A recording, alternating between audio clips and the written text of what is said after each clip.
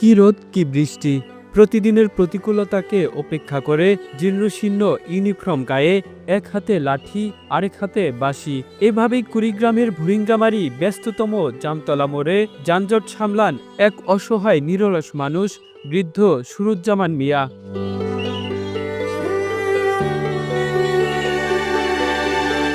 উপজেলার প্রাণকেন্দ্র এই মোড়, দুপাশে সরকারি দপ্তর, সারাদিন যানবাহনের চাপ, আর সেখানে বিনা পারিশ্রমিকে ঝড় বৃষ্টি রোদ যাই হোক না কেন দাঁড়িয়ে থাকেন সুরুজ্জামান। স্থানীয়দের কাছে তিনি পরিচিত সুরুজ পাগল নামে। সড়কের দুর্ঘটনা রোধ ও মানুষের চলাচল নির্বিঘ্ন করতে সকাল থেকে সন্ধ্যা পর্যন্ত তার এই কর্মযজ্ঞ চোখে পড়ার মতো। হাটের দিন হলে যে পরিমাণ জ্যাম থাকে এখানে, আসলে খুব অক্লান্ত পরিশ্রম হচ্ছে। এর জন্য কোনো সুযোগ সুবিধা তো সরকারিভাবে পাই না, স্থানীয়ভাবে ওই যে রিক্সাওয়ালা বা অটোওয়ালা 2-4 টাকা দেয়, এটা দিয়ে সংসার চলে। প্রশাসনেরও দৃষ্টি আকর্ষণ করার দরকার এবং সরকারেরও দৃষ্টি আকর্ষণ করার দরকার। তার অর্থনৈতিক অত না, আমরাই 2-4-5 টাকা করে দেই, দিয়ে এই অটোওয়ালারা দেয়, এটা দিয়ে সে জীবিকা নির্বাহ করে। যতদিন থেকে দেখার উনি সবসময় এইভাবেই ডিউটি করতেছে, কিন্তু উনি কোনো ধরনের কোনো সরকারি ভাতা বলেন বা সহায়তা কিচ্ছুই পায় না কোনো। উনি খুব একটা মানবেতর জীবনযাপন করতেছেন। তো আমাদের অবশ্যই সরকারের প্রতি একটা আবেদন থাকবে যে উনি যেন খুব শীঘ্রই ওনার একটা ভাতা বা বেতন হোক, যেটাই হোক একটা চালু হোক। তো প্রতিদিনই এখানে ডিউটি করেন এবং ওনার জন্য আমাদের এখানে খুব সুবিধা হয়।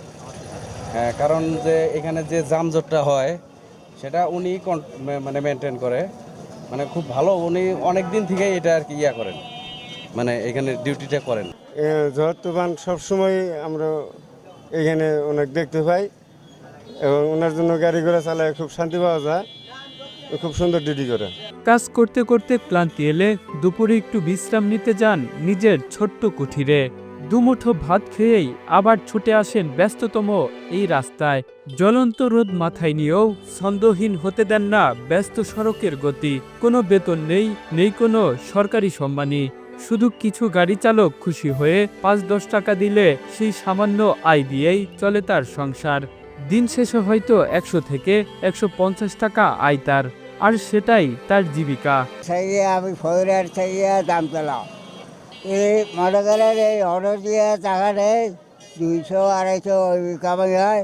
এই টাকা দিয়ে আমি চাল চলি, আর এই টাকা দিয়ে আমি কুড়িগ্রাম থেকে কাঠ বানিয়ে আনছি, আর মনে করে ওই টাকা দিয়ে কাপড় চোপড় করছি আমি। আর তারা আবার কেউ জানা কি হলো, জানা কেউ জানা। 30 বছর ধরে এভাবেই ট্রাফিক সামলালেও আজও কোনো সরকারি সহায়তা পাননি তিনি। তবুও মানুষকে নিরাপদ রাস্তা পার করানোই তার স্বপ্ন, তার আনন্দ। তার মানবিক কাজে সাধুবাদ জানালেন ভুরিঙ্গামারি উপজেলা নির্বাহী কর্মকর্তা, দিলেন সহযোগিতার আশ্বাসও। মোড়ে যেহেতু একটু ট্রাফিক জ্যাম সৃষ্টি হয়, সেখানে ওনার মতো একজন বয়স্ক মানুষ, তার যে তৎপরতা, এটা আসলেই সারা দেশের জন্য একটা অন্যরকম একটা উদাহরণ। তো ওনার সাথে যদি আমি সরাসরি কথা বলতে পারি, তাহলে হয়তো ওনার জন্য বা ওনার পরিবারের জন্য যদি একটু আর্থিক কোনোভাবে যদি এগিয়ে আসা যায়, আমরা সেটা চেষ্টা করে দেখব। ট্রাফিক নিয়ন্ত্রণে সুরুজ্জামান মিয়ার এই নিরলস উদ্যোগকে টিকিয়ে রাখতে প্রশাসনিক স্বীকৃতি এবং জীবিকা নির্বাহের জন্য মাসিক সম্মানের ব্যবস্থা নিঃসন্দেহে হয়ে উঠতে পারে এক অনন্য মানবিক উদাহরণ। এমন মানুষই সমাজকে বদলায়। নিঃস্বার্থ সেবা, দায়িত্ববোধ আর ভালোবাসায় যে মানুষটি রাস্তায় দাঁড়িয়ে আমাদের সুরক্ষা দেন, সম্মান তো তাকেই সবচেয়ে বেশি দেয়া দরকার। Kamrul Islam, Asian television.